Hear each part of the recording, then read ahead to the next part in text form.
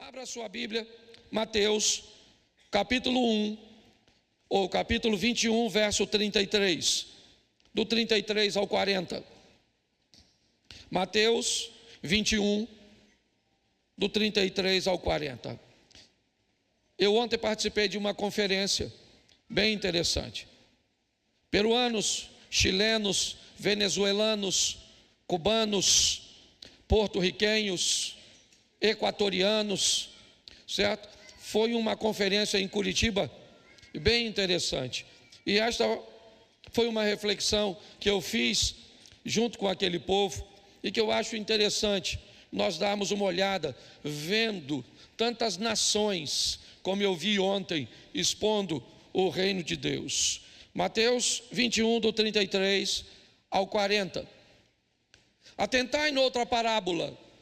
Havia um homem, dono de casa, que plantou uma vinha, cercou-a de uma sebe, construiu nela um lagar, edificou nela uma torre e arrendou a uns lavradores. E depois se ausentou do país. Ao tempo da colheita, enviou os seus servos aos lavradores para receber os frutos que lhe tocavam. E os lavradores, agarrando os servos, arrancaram a um, mataram a outro e a outro apedrejaram. Enviou ainda outros servos em maior número e trataram-nos da mesma sorte. E por último, enviou-lhes o seu próprio filho, dizendo: a meu filho respeitarão. Mas os lavradores, vendo o filho, disseram entre si: este é o herdeiro, ora, vamos, matemo-lo e nos apoderemos da sua herança. E agarraram-no e lançaram-no fora da vinha e o mataram. Quando, pois, vier o senhor da vinha, que fará aqueles lavradores? Feche os seus olhos. Senhor nosso Deus e Pai, em nome de Jesus, eis a tua palavra. Continua falando conosco, usa-me como um canal de bênção nesta hora, pelo poder do nome de Jesus. Você pode dizer amém? Nós estamos na narrativa de Jesus, diante de um texto bem interessante. Ele diz que um homem é dono da terra, e ele investe nessa terra, e ele arrenda, certo? Ele transfere a responsabilidade de cuidar daquela terra para uma outra pessoa, certo? Essa pessoa não se torna dono da terra, é uma terra arrendada, que normalmente ela vai pagar com o repartir da produtividade da terra. Uma parte da produtividade ficará para aquele que arrendou e a outra parte vai para o dono. O dono sai, arrenda a terra. Os homens então começam a trabalhar na terra. Eles que vão cuidar, eles que vão regar, é eles que vão cuidar, podar. Todo o serviço é deles. Mas no desenrolar do serviço, eles começam a se sentir dono da terra. Eles esquecem que a terra tem um dono. Como o dono não está no campo de visão deles, como o dono não está lá todos os dias sendo visto aos olhos destes homens, o que eles conseguem enxergar é a sua dedicação, é o seu suor, é o seu trabalho, são os arranhões, é o cansaço. E o dono não é visto. Então, depois de um tempo, aqueles que arrendaram esqueceram que aquela terra tinha um dono. E o dono está atento à produtividade do campo. Ele sabe qual é o mês da colheita. Então, quando a colheita acontece, ele manda 3 indivíduos ir buscar a sua parte. Mas quando esses indivíduos chegam, aqueles que arrendaram, eles não querem pagar, porque eles se sentem dono daquela terra. Na cabeça deles, toda a produtividade é deles. Então eles agridem, mas na narrativa alguém volta com vida. Apenas um morre dos três. O dono então manda um número maior, e os donos, ou aqueles que arrendaram, fazem a mesma coisa. Então o dono diz: bom, o único jeito é mandar um representante legal. O dono agora envia seu representante legal, seu filho. Quando os proprietários veem o filho, ao invés de reconhecer a autoridade, eles veem a oportunidade de se tornarem dono de fato, porque agora o herdeiro legal está presente. Até então eles só mataram funcionários, e agora eles dizem: está aqui o dono, então vamos matar o dono, porque se matarmos o dono, nós nos tornaremos dono. E aí o texto termina dizendo: quando o dono da vinha vier, o que será que ele vai fazer com esses lavradores? Eu quero começar por aqui porque eu quero seguir um caminho. Trabalhamos para o reino, essa é a grande verdade. Eu não sei em que fase está a sua caminhada cristã, eu sei que ela é feita de fases. E algumas fases são altamente inspiradoras, são altamente emocionantes. São fases que, ao sairmos de casa, temos grandes expectativas do que vamos viver na igreja. Imaginamos um louvor que rasgue os céus, uma palavra altamente poderosa. Basta que alguma coisa aconteça, um glória já está na ponta da língua. Estamos altamente animados, para fazermos parte desse ambiente tão glorioso. Mas isso não funciona sempre assim. Haverá períodos da nossa vida que nós não gostaríamos de vir. Estamos presentes para cumprir apenas obrigações, altamente cansados, enfrentando dificuldades financeiras, problemas no casamento, e não interessa quem cante, não interessa quem pregue, eu não consigo sentir nada, independente do que aconteça. Eu não consigo sentir, esse ambiente não é para mim, eu não estou aqui. São fases que a maioria de nós vamos viver ao longo da nossa caminhada. O segredo é, se a fase é boa ou ruim, aprenda a se manter firme. Porque se foi boa, aguarde que a ruim chega. Se for ruim, aguarde, porque a boa também vai chegar. É assim. Ninguém vive uma fase constante do começo ao fim dessa história. Mas é importante que uma coisa esteja na nossa mente: de quem é o reino. Se eu souber de quem é o reino, isso vai facilitar bastante para mim. O texto que li, houve um problema com aqueles que receberam o trabalho, a incumbência. Eles esqueceram de que a vinha não era deles. O reino não é meu, o reino não é seu, o reino é do Senhor. É assim que funciona, certo? Inúmeras vezes nós vemos a expressão na Bíblia: é chegado o reino de Deus, é chegado o reino dos céus. É assim. Então a primeira coisa que eu preciso entender é de quem é o reino. De quem? Ele é do Cláudio? Não. O reino é da Assembleia de Deus? Não. O reino é da Universal, do Reino de Deus? Não. O reino é batista? É metodista? É Deus é amor? Não. De quem é o reino? Algumas pessoas esqueceram de que o reino é de Deus, e por isso elas começam a achar que estão trabalhando para outras pessoas, que estão ofertando para outras pessoas, que estão fazendo para outras pessoas. Se tem algo que tem que estar na minha mente, é: quem é o dono do reino? Quem é o dono do reino? Se eu não tomar cuidado, eu posso me sentir dono, eu posso achar que o reino é meu. Quem é que já não ouviu: vamos à igreja do pastor Cláudio? Vamos lá na minha igreja. Nós temos a tendência, e é muito legal chamar isso, usar essa expressão, porque nós nos sentimos pertencentes. Mas é importante você entender que o reino é do Senhor. O reino é dele, por ele e para ele. Você está entendendo? Se você o sente, Ele está aqui. Se você não sente, Ele também está aqui.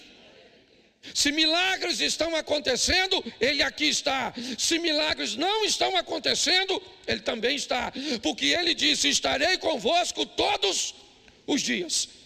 O dia que você me sente, eu estou. E o dia que você não sente, eu estou. Se você está triste, eu estou. Se você está feliz, eu também estou. Se o ministério de louvor fez um louvor extraordinário, Deus está presente.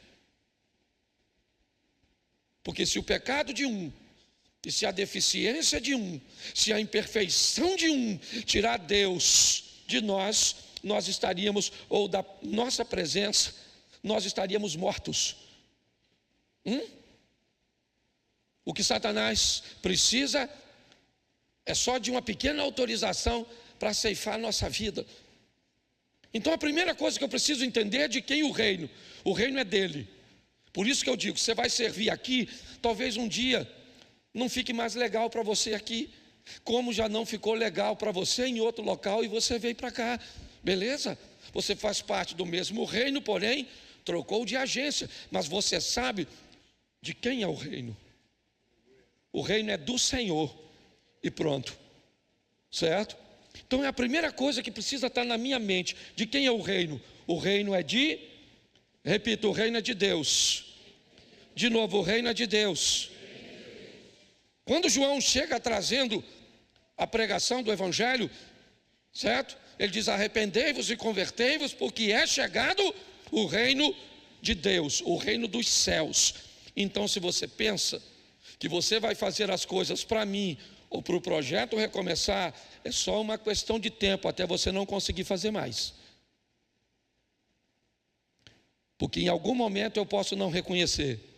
Em algum momento alguém pode não reconhecer, não visualizar, não te entender.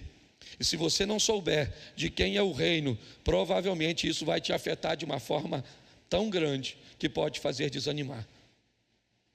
Então o reino é dele. Segunda coisa que vale a pena olharmos é para quem é o reino. Nós já sabemos que o reino é dele, mas para quem é o reino? Para quem é? O reino é para os santos? Quem é? O reino é para os pentecostais, para os tradicionais, é para os testemunhas de Jeová, é para os adventistas? Para quem é o reino? Para quem será? O reino é para homos, é para héteros? Para quem é o reino?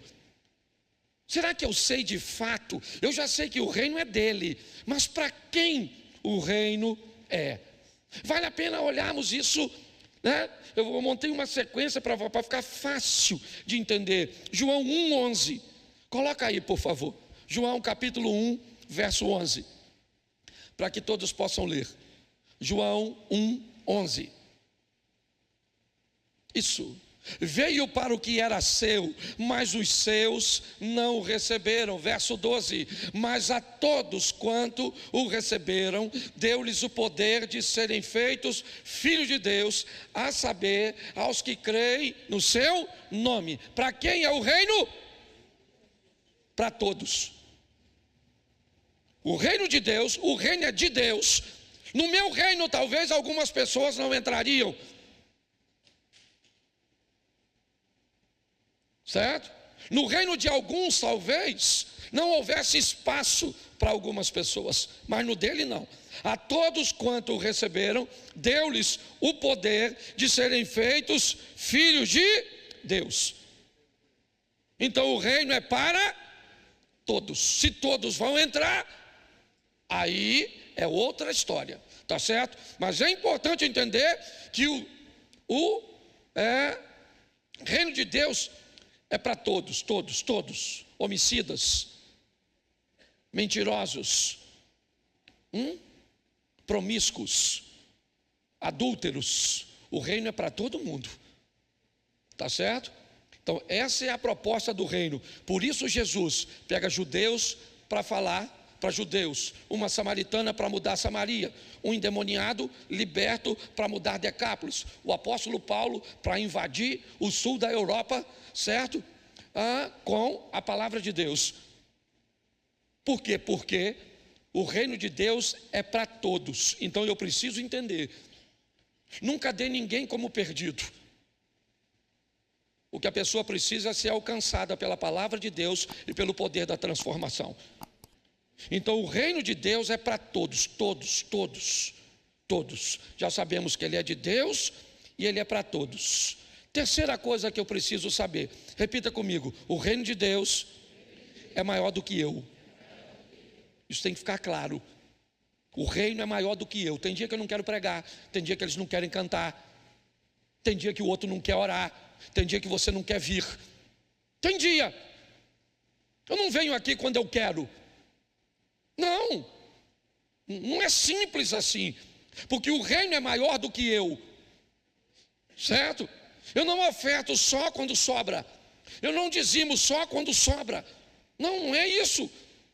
Porque o reino de Deus é para todos e ele é maior do que eu. Eu preciso entender isso. Por isso João Batista diz: é necessário que ele cresça e que eu diminua. O que João está descrevendo é a grandeza do reino cujo qual ele veio apenas anunciar. Você quer levar isso para o Velho Testamento? Vamos lá. Deus quer levar seu reino, sua palavra, a salvação aos trogloditas, aos sem coração da cidade de Nínive. Um povo que não produzia nada, não plantava nada, não criava nada, vivia de invadir outras nações, matando tudo e todos e vivendo dos despojos de guerra. Ninguém gostava deles, nem Jonas. Então Deus diz a Jonas: eu preciso que você vá a Nínive. E Jonas diz: eu não quero ir. É isso que ele está dizendo. Eu não quero que a misericórdia chegue a Nínive. Eu não quero que o arrependimento chegue a Nínive. Bom, se você não quer, o problema é seu. Mas o reino de Deus é maior do que você. Deixa eu perguntar para vocês que cantam aqui, para vocês que pregam: já vieram alguma vez aqui fazer algo, certo? Com um problema muito maior, com uma dificuldade tão grande, e você vem aqui, vem com um sorriso, vem com uma expressão de satisfação, não reclama, porque o reino é maior do que você. Eu já fui fazer eventos onde as pessoas quase passaram mal de tanto rir, e eu fui para o hotel chorando, porque estava atravessando algumas coisas, algumas crises, vontade de não fazer, vontade de não ir, vontade de não pregar, mas ia lá e pregava, ia lá e fazia, porque o reino de Deus é maior do que nós. Posso ouvir um amém? Amém. Então, se você só quer fazer quando tem vontade, tu não sabe o que é fazer parte do reino. Porque o reino não pede para você fazer quando tem vontade, o reino pede para você fazer quando é necessário. É assim que funciona. Se pessoas podem fazer com que você pare de ser produtivo no reino, você ainda não faz parte do reino. Porque o dia que você fizer parte do reino, você sabe que o reino é dele. E se o reino é dele, não interessa o que o Cláudio Almar me faça, ele não me torna improdutivo. Não, eu vou continuar produzindo, porque o reino sempre vai ser maior do que nós. Coloque isso na sua cabeça. Já sabemos que o reino é dele, já sabemos que o reino é para, e já sabemos que o reino é maior do que. Quarto, precisamos saber que o reino é tomado à força. O reino é tomado à força. Mateus 11, 12. Vamos lá? Mateus 11, verso 12. Desde os dias de João Batista até agora, o reino dos céus é tomado por esforço, e os que se esforçam se apoderam. Então preste atenção, o reino de Deus vai pedir de você esforço, dedicação, batalha, luta. Essa é a grande verdade. Se eu quero fazer parte desse reino, eu vou ter que lutar. Lutar contra as minhas emoções, contra os meus sentimentos, contra os meus impulsos. Eu vou lutar. Eu vou me manter firme na presença de Deus. Por quê? Porque eu sei que há uma força contrária. O espírito milita contra a carne e a carne contra o espírito. Então eu preciso ser forte. Eu preciso ser forte para orar, eu preciso ser forte para ler, eu preciso ser forte para jejuar, eu preciso ter força, esforço, dedicação. Eu preciso me aplicar para que as coisas, se eu quero fazer parte desse reino, eu preciso. Porque se eu não fizer, se eu não entender que eu preciso aplicar força, dedicação, afinco, né? Dizer que eu não vou fazer, dizer que eu vou fazer, fazer as coisas acontecerem, mas com força. Porque nós receberemos a pressão contrária para não fazermos, para não orarmos, para não lermos, para não virmos, para desobedecermos. Então esse é um reino que, se eu quero fazer parte, eu preciso entender que ele é tomado à força. Quinta coisa, descubra como anunciar o reino. Se você encontrou o reino e ele é só para você, tem alguma coisa de errado.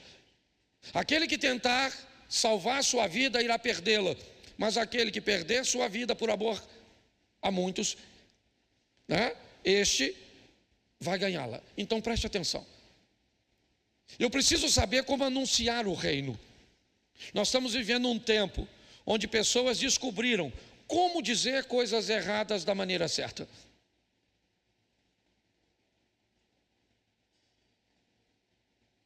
Hoje tem curso para você aprender a dizer as coisas, não interessa o que seja. Se você usar as palavras certas, o tom certo, você pode dizer uma mentira e ela vai parecer verdade. Você consegue dizer algo errado de uma forma correta. E tem gente dizendo coisa certa da maneira e não é ouvido. Então, se eu faço parte desse reino, eu preciso entender que ele precisa expandir. Mas para que ele se expanda com sucesso, eu preciso descobrir como anunciar o reino. Preste atenção o que Jesus fez. Peguei 4 exemplos. Coloca na tela. Mateus 13, 47. Olha isso aí. Mateus 13, 47. O reino dos céus é semelhante a uma rede que, lançada ao mar, recolhe peixes de toda espécie. O reino dos... Quem é que está fazendo essa exposição? Jesus. Jesus está apresentando o reino dos céus, sim ou não? Para quem? Para quem? Onde é que ele está aqui quando ele diz isso? Ele está no litoral. Ele está falando isso para a família de pescadores, para pessoas que conhecem rede, acompanham pescaria. Então Jesus anuncia seu reino numa linguagem cuja qual seus ouvintes consigam entender. Se você não receber Jesus, vai para o inferno. Tá bom, me diga por quê? Porque você está no pecado e você não? Então o que você sabe sobre a notícia que você está dando? Quanto mais claro e mais objetivo você for. Jesus está conversando com gente que vive no litoral. Então ele usa uma linguagem fácil para quem está no litoral. Quer voltar um pouquinho? Bota o verso 45. Vamos lá? Volta um pouquinho. O reino dos céus também é semelhante a um que negocia e procura boas pérolas. Preste atenção, agora não é pescador, agora é empreendedorismo. Jesus está falando uma linguagem de negócios. Ele agora mudou, seu público mudou. Quem está ouvindo agora são empreendedores, gente que quer investir, que quer lucrar, que quer alcançar um futuro maior, que não está satisfeito no ambiente onde está. Ele quer crescer, ele quer expandir. Então ele está dizendo que um homem, certo? O reino é semelhante a um homem que procura, né, negociar boas pérolas. Então, se seu ouvinte muda, o anúncio também muda. Por que eu estou dizendo isso? Porque Jesus está conversando com mundos diferentes. Porque aqui nós temos mundos diferentes representados. Tem uma frase muito mal compreendida, certo? Quando você diz, ou ouve assim: vós não sois deste mundo. As pessoas têm dificuldade de entender, eu não sei se não querem. Você tem a palavra mundo no contexto universal, terra, planeta Terra. É lógico que o texto não está, né? Eu tenho que entender isso. Quando a Bíblia diz que vós não sois deste mundo, ele não está falando dessa vida terrena. Ele diz que nós somos muito mais do que apenas um corpo nessa terra. Nós temos uma alma. Mas a Bíblia também nos diz que cada um de nós representamos um mundo.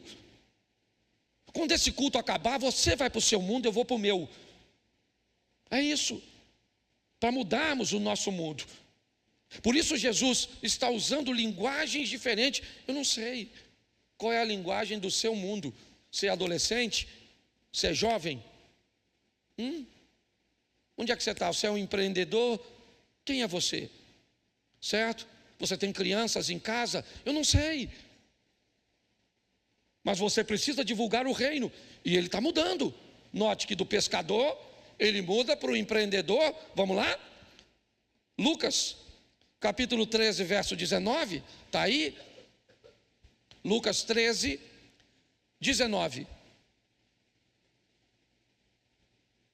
É semelhante a um grão de mostarda que um homem plantou na sua horta e que cresceu e fez-se a árvore. E as aves do céu aninharam-se em seus ramos. Olha só. Agora ele está conversando com quem? Com o agricultor. Se ele conversa com o agricultor, ele usa rede, ele usa pérola, ele usa semente. O que ele está viabilizando é seu conteúdo para seu ouvinte. E é assim que funciona. Você seleciona o que você lê, você seleciona o que você ouve. O que você lê é para você, o que você ouve é para você. Pastor, por que as coisas não estão acontecendo na minha vida? Será que você não está num lugar errado? Note que Jesus está fazendo isso de uma forma muito clara. É pescador, é rede, é negociante, vamos falar uma linguagem de negociante. É agricultor, é semente. Não se fala de semente para o pescador, não se fala de rede para o agricultor. O que ele está tentando é facilitar. Por que, pastor, o senhor está dizendo isso? Porque quando você expande o reino, você é abençoado. A vida, preste atenção, é muito importante você trabalhar, você se dedicar, você administrar, mas entenda, contra tudo isso Satanás tem poder. Mas não há poder de Satanás para impedir a vida de uma pessoa, a prosperidade de uma pessoa que coloca o reino de Deus em primeiro lugar. Buscai primeiro o reino de Deus e a sua, e essas demais coisas vos serão. Você quer ficar rico? Aprenda a administrar, trabalhar, invista nisso. Mas se você esquecer do reino de Deus, e não é para ir para morar no céu não, querido, virar anjinho, não. É para difundir o reino de Deus, para pregar para outras pessoas, dizendo: Jesus está voltando, Ele está às portas, arrependei-vos e convertei-vos. Usando uma linguagem, é isso que Ele está dizendo. É isso que Ele está expondo. Então você quer prosperar? Você quer prosperar de fato? Trabalha pra caramba, se prepara bastante. Hoje eu vi um videozinho que me criou um alarme na mente. Você quer fazer arquitetura? É isso que você quer estudar? Cuidado, daqui uns anos não vai precisar mais. Você quer fazer e se preparar para alguma coisa para design de interiores? É isso que você quer fazer? Já tem aplicativo. Aliás, eu já estava acessando um hoje, onde você tira a foto do seu ambiente, coloca no aplicativo e o aplicativo te pergunta se você quer uma decoração vintage, se você quer uma decoração moderna, se você quer uma decoração.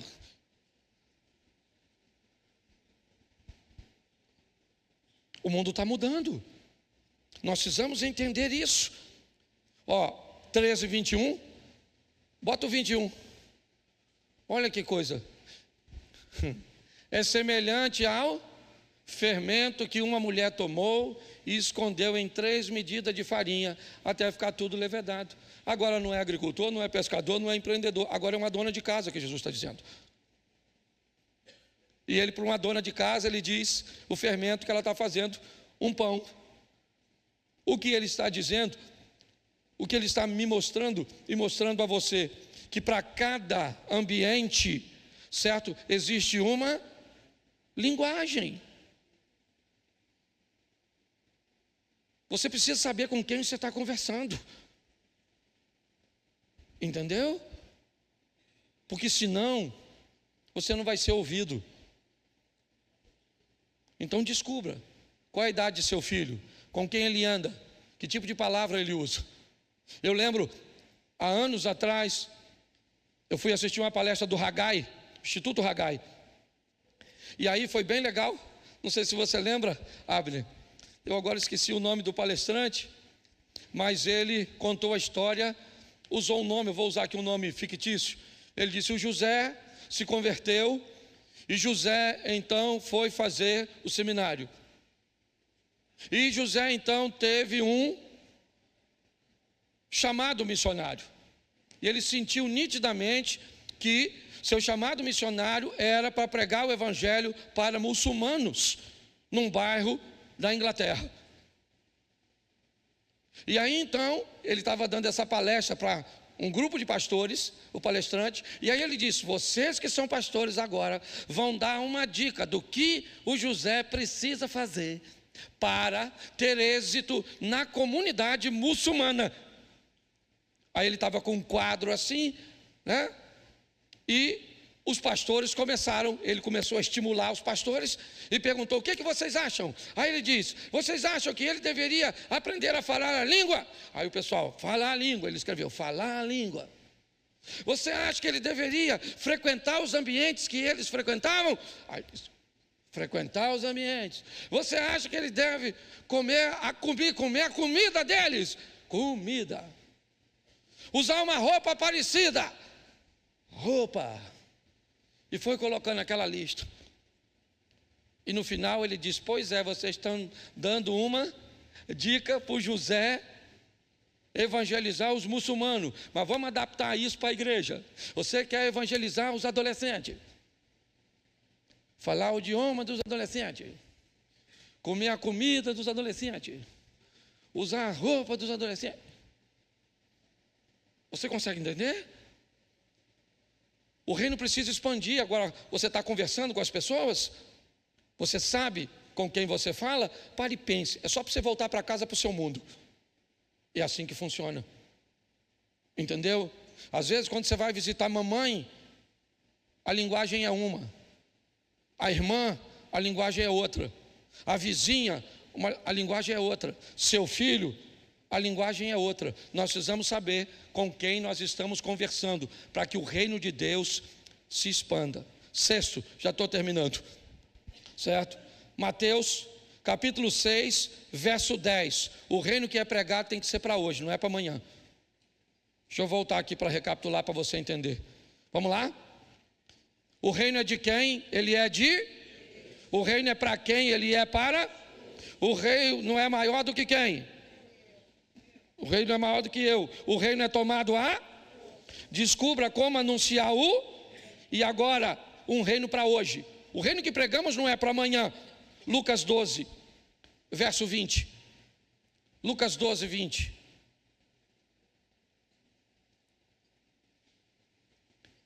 Mas Deus lhe disse: louco, esta noite te pedirão a tua, e o que tens preparado, para quem será? Quem aqui tem garantia de que vive mais 5 dias? Pare e pense. O reino é para hoje. Entendeu? É para agora, para esse momento. Por isso, Jesus ensinou na oração do Pai Nosso: venha o teu reino. Isso. Nós precisamos olhar com carinho isso. Um reino para hoje, não é para amanhã. Não, eu vou aceitar Jesus amanhã, eu vou mudar amanhã, eu vou fazer amanhã. Louco, hoje vão pedir a tua alma. Não existe amanhã, você não tem garantia de amanhã. Então, quando o assunto é reino de Deus, e aqui é expansão de reino de Deus, viu? Não estou dizendo que você não deve economizar para amanhã, investir para amanhã, fazer planos de amanhã, não é nada disso não. Eu estou falando de reino de Deus. Pregar, tem que pregar hoje. Dizer que Jesus está voltando tem que ser hoje. É hoje. Você acompanha o que Israel está vivendo? Você sabe o que está acontecendo lá? Você sabe o que aconteceu lá hoje? Como é que foi lá ontem? Você está de olho lá? Nós aprendemos que lá é um relógio que indica o momento que Jesus vai voltar. Você está atento? Você sabe o que está acontecendo lá? Você compara o que está acontecendo lá na palavra do Senhor? Dá uma olhada nisso. Porque não se espante se Jesus voltar essa madrugada. Não se espante. Ah, mas pastor, mas tem... Ninguém sabe o dia e nem a hora. É isso mesmo. Ele vai voltar para buscar os seus. Por quê? Porque ele disse que voltaria e pronto. Entendeu? A Bíblia disse o que secaria, certo? A Bíblia disse o que aconteceria. Há 2, 3, 5, 7 mil anos atrás está acontecendo. Você acha que ele diz que vai voltar e não vai? Então nós precisamos entender que o reino que pregamos é para hoje. É para hoje. Entendeu? Você pode sair daqui e encontrar alguém que, se você não falar de Jesus para ele, você pode nunca mais ter a oportunidade. E aprenda uma coisa: você nunca terá uma segunda oportunidade para causar uma primeira impressão. Eu estava no aeroporto ontem, e aí eu estava olhando meu celular e ele tocou. E assim que ele tocou, 3 moças vieram na minha direção e uma me disse assim: posso tirar uma foto com o senhor? E quando ela disse, posso tirar uma foto com o senhor, o telefone estava tocando. Então eu levei um tempo maior do que devia para processar se eu atendia primeiro, se eu tirava a foto. E eu fiquei olhando para a cara dela e não levou 10 segundos. O semblante dela fechou. Ela me disse: não quero mais não. E eu ainda falei: eu tiro. Daí eu desisti até do telefone, porque o telefone não tinha um número, eu ligava de novo. Ela não olhou para trás e foi embora. E para o mais velho, eu me tornei um ceboso, um chechelento. Lembra dessas falas? Tudo para quem tem mais de 40. Entendeu? Foi embora com uma impressão ruim a meu respeito. Sim ou não? Eu poderia ter deixado uma impressão boa? Poderia, sim ou não? Mas deixei. A culpa é de quem? Minha. Eu estou lendo um livro e ele é bem interessante, porque o cara marca um encontro com o chefe e ele se atrasa. O trânsito estava ruim e o telefone dele, a bateria, descarregou. E quando ele chega, a primeira coisa que ele vai falar com a secretária é: o trânsito estava ruim e eu estava sem bateria. Aí a secretária, com muita educação, disse: querida, deixa eu te falar, o telefone não estava sem bateria, você que esqueceu de colocá-lo para carregar à noite. Então não transfira a responsabilidade para o telefone, porque está errado. Você consegue entender? O reino é para hoje. É para hoje. Eu estou falando de reino de Deus. Pregue a tempo e a fora de tempo. Diga: Jesus está voltando para buscar o seu povo. Arrependei-vos e convertei-vos, porque é chegado o reino de Deus. Posso ouvir um amém? Em sétimo, para eu terminar, João 3,16. Eu acho que nada melhor do que terminar com um versículo que talvez nem precise ir para a tela, porque todos já sabem, ou a grande maioria, certo? Porque Deus amou o mundo de tal maneira que deu o seu, para que todo aquele que nele não pereça, mas tenha o reino de Deus. É um reino de amor. Porque Deus amou o mundo de tal. O que é tal? uma expressão, certo? Indefinida, você não tem como definir.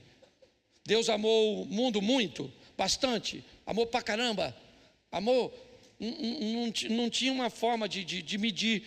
Então João não encontrou outras que não fosse: Deus amou o mundo de tal maneira que deu seu Filho, para que todo aquele que nele crê não... Olha a narrativa de Marcos, ao contrário de Lucas no 18, Marcos 10, 21, e a gente termina aqui.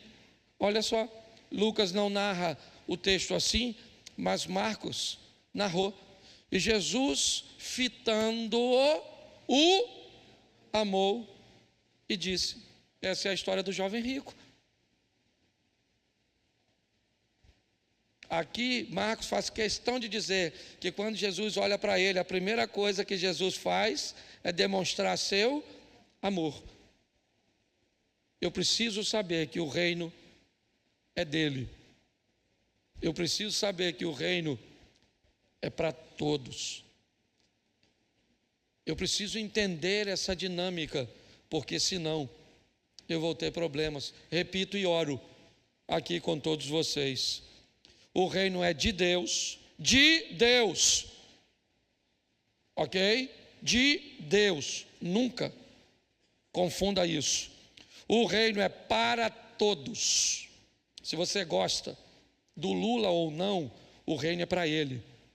Se você acha que o Alexandre de Moraes não deveria entrar no reino, é por isso que o reino não é teu. Porque se fosse teu, ele não entrava. Entendeu? Você acha que o reino, o outro não é, o fulano, o assassino, o outro que se veste de mulher, o outro que faz isso, você acha. Se você acha, está tudo certinho. Mas nunca se esqueça que independente do que você acha ou deixe de achar, o reino não é seu.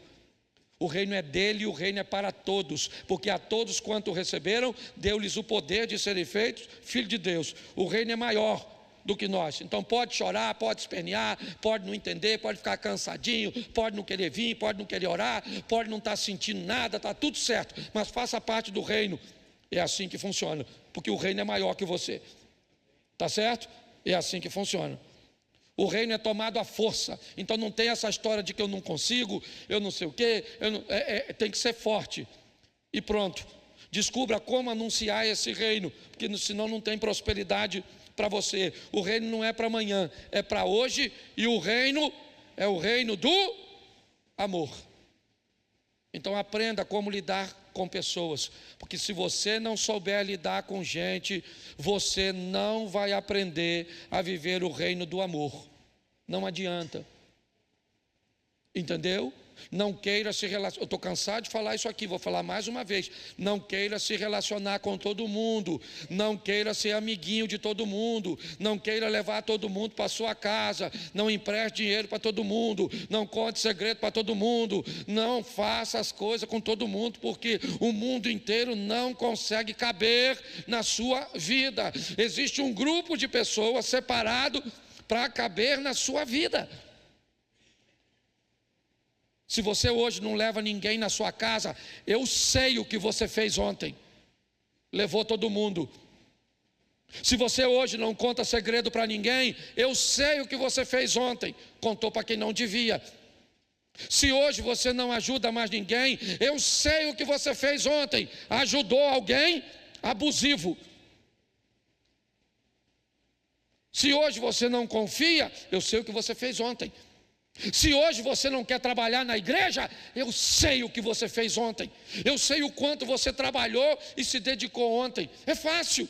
Me diga o que você está sentindo hoje, que eu sou capaz de entender o que você fez ontem. Então vamos levar essa vida mais a sério. Por quê? Porque Ele está voltando. Jesus está voltando.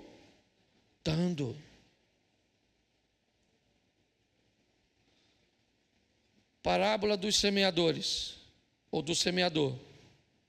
Uma semente cai onde? À beira do?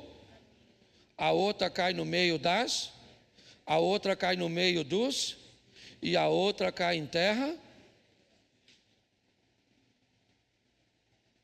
Jesus dividiu os corações, porque a semente é a palavra, e o solo é o... Jesus dividiu em quantas partes? Isso dá para cada parte quantos por cento? Dos 100%, quantos porcentos foram produtivos? Sobraram quantos por cento? 75%. Será que por isso que a porta é estreita? Porque não precisa ser grande, porque não vai ter tanta gente assim para passar? Feche seus olhos mesmo sentados. Eu quero orar.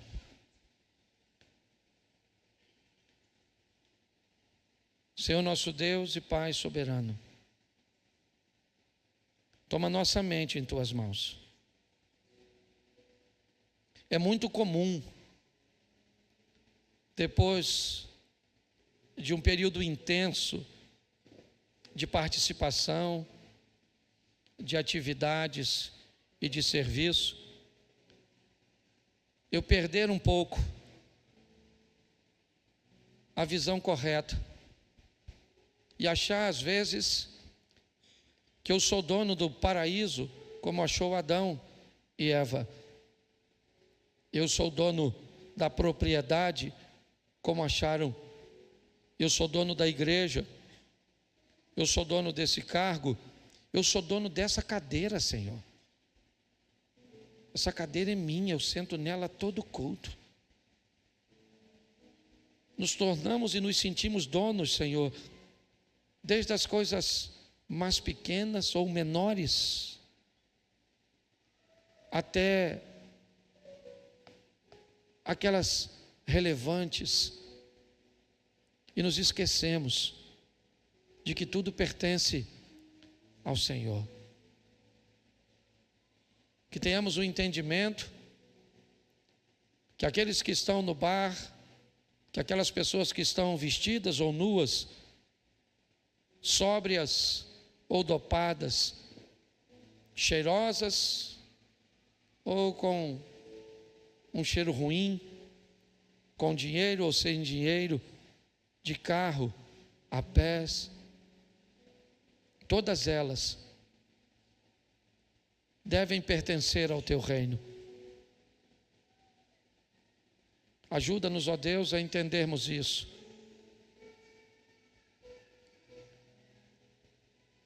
Toma as nossas fraquezas, as nossas limitações, o nosso cansaço, a ausência do reconhecimento que gostaríamos de saber, de ter, a frustração de ver coisas acontecendo de forma diferente, as expectativas frustradas que temos do pastor, do ministério de louvor, da mídia, dos obreiros, dos professores, dos nossos filhos, do nosso cônjuge, dos nossos pais. Ajuda-nos, ó Deus, a entender que o reino é maior do que tudo isso. Sabemos que o Senhor está voltando. E sabemos que só vamos por causa da Tua misericórdia. Ensina-nos a amar, a lidar com pessoas de forma correta, para que não vivamos as frustrações, para que venhamos entender as limitações, as dores, as tristezas que essas pessoas trazem consigo, ó Deus. Toma o projeto Recomeçar em Tuas mãos. Aqui nós estamos aprendendo a pastorear, a liderar. Aqui nós estamos aprendendo a ser crentes, aprendendo a lidar com um modelo diferente da apresentação de um evangelho. Ajuda-nos, ó Deus, em cada abraço, em cada aperto de mão, ao sentar para um lanche, para um sorvete, em todos os momentos, Senhor, que possamos estar mais perto um do outro e assim mais perto do Senhor.